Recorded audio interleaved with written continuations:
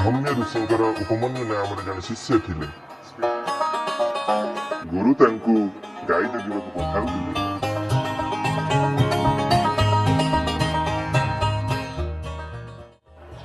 ଉପମନ୍ୟୁ ଗୁରୁଙ୍କ କଥା ଅନୁସାରେ ଦିନ ବେଳେ ଗାଈ ଜଗି ସନ୍ଧ୍ୟା ସମୟରେ ଗୁରୁଙ୍କ ଆଗରେ ରହି ଗୁରୁଙ୍କୁ ନମସ୍କାର କରୁଥିଲେ। ଗୁରୁ ତାଙ୍କୁ ହୃଷ୍ଟପୁଷ୍ଟ ହେବା ଦେଖି ପଚାରିଲେ, ହେ ପୁତ୍ର, କିପରି ବୃତ୍ତି କରୁଛ? ଗୁରୁଦେବ, ଭିକ୍ଷା ଦ୍ୱାରା ବୃତ୍ତି କରୁଅଛି। ମୋତେ ନ ଦେଇ ଭିକ୍ଷାଟିକୁ ତୁମେ ଗ୍ରହଣ କରିବା ଅନୁଚିତ। ଠିକ ଅଛି ଗୁରୁଦେବ, ଭିକ୍ଷାଟିକୁ ଆପଣ ଗ୍ରହଣ କରନ୍ତୁ।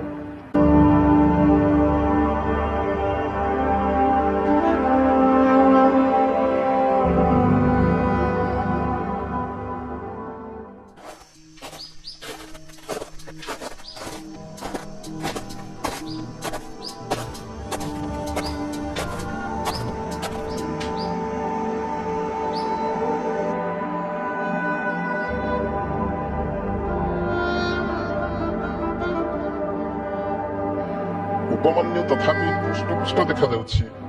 କଣ କରୁଛି? ଉପମନ୍ୟୁ, ବର୍ତ୍ତମାନ ତୁମେ କିପରି ବୃତ୍ତି କରୁଛ? ଗୁରୁଦେବ, ପୂର୍ବ ଭିକ୍ଷାଟିକୁ ଆପଣଙ୍କୁ ଦେଇ ଅନ୍ୟ ଭିକ୍ଷାଟିକୁ ଗ୍ରହଣ କରୁଛି। ଏହା ନ୍ୟାୟସଙ୍ଗତ ନୁହେଁ। ଏହା ଦ୍ୱାରା ଅନ୍ୟ ଯେଉଁମାନେ ଭିକ୍ଷା ଦ୍ୱାରା ଜୀବିକା ଅର୍ଜନ କରୁଛନ୍ତି ତାଙ୍କ ବୃତ୍ତିରେ ତୁମେ ବାଧା ସୃଷ୍ଟି କରୁଛ ପୁତ୍ର। ଏପରି କରିବା ଅନୁଚିତ। ଏହାପରେ ଉପମନ୍ୟୁ ଯେଉଁ ଯେଉଁ ଉପାୟ ପାଞ୍ଚିଲେ ଗୁରୁ ଉପମନ୍ୟୁଙ୍କୁ ବାରଣ କଲେ।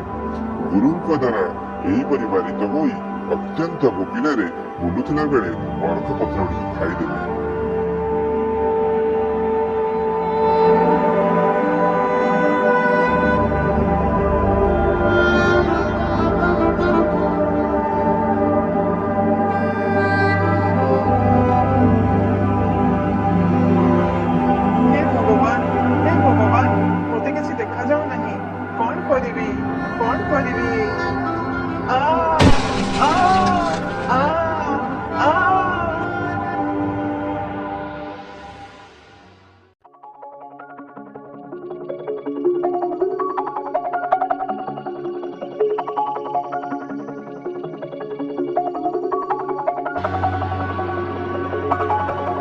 ସନ୍ଧ୍ୟା ହେଇଗଲାଣି, ସୂର୍ଯ୍ୟ ଅସ୍ତ ହେଇଗଲେଣି।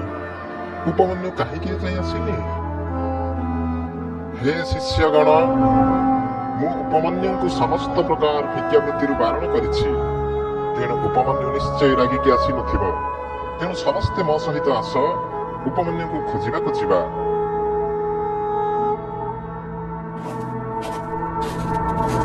ହେ ଉପମନ୍ୟୁ, କେଉଁଠି ଅଛ? ହେ ପୁତ୍ର, ଶୁଣୁଛ? ତୁମେ କେଉଁଠି ଅଛ? ଗୁରୁଦେବ, ମୁଁ ଏହି କୂପରେ ପଡ଼ିଯାଇଛି।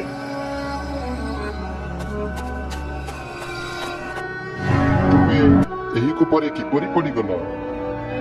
ଗୁରୁଦେବ, ଅରଖ ପତ୍ର ଖାଇ ଦୃଷ୍ଟି ଶକ୍ତି ହରାଇ ଏହି କୂପରେ ପଡ଼ିଗଲି।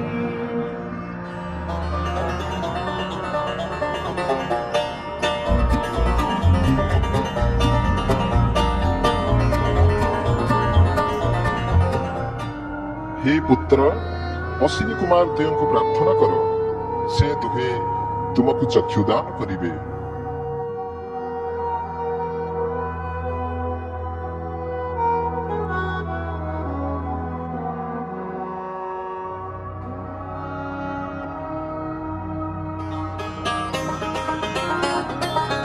ହେ ପୁତ୍ର, ତୁମ ଭାବନାକୁ ଆମେ ଚିହ୍ନି ପାରିଛୁ। ଏହି ପିଠା ଖଣ୍ଡଟିକୁ ନିଅ, ଆଉ ଖାଅ। ଦେଖିବ, ତୁମେ ଦେଖିପାରିବ। ହେ ଭଗବାନ, ଅଶ୍ୱିନୀ କୁମାର ଦୁହେଁ, ଏହି ପିଠାଟିକୁ ପ୍ରଥମେ ଗୁରୁଙ୍କୁ ନ ଦେଇ ମୁଁ ଖାଇପାରିବି ନାହିଁ। ହେ ପୁତ୍ର, ଆମେ ତୁମର ଏହିପରି ଗୁରୁଭକ୍ତି ଦେଖି ଅତ୍ୟନ୍ତ ଆନନ୍ଦିତ। ତୁମେ ଦେଖିପାରିବ, ତୁମେ ଶ୍ରେଷ୍ଠ ହେବ, ତୁମେ ଯଶ ଅର୍ଜନ କରିବ।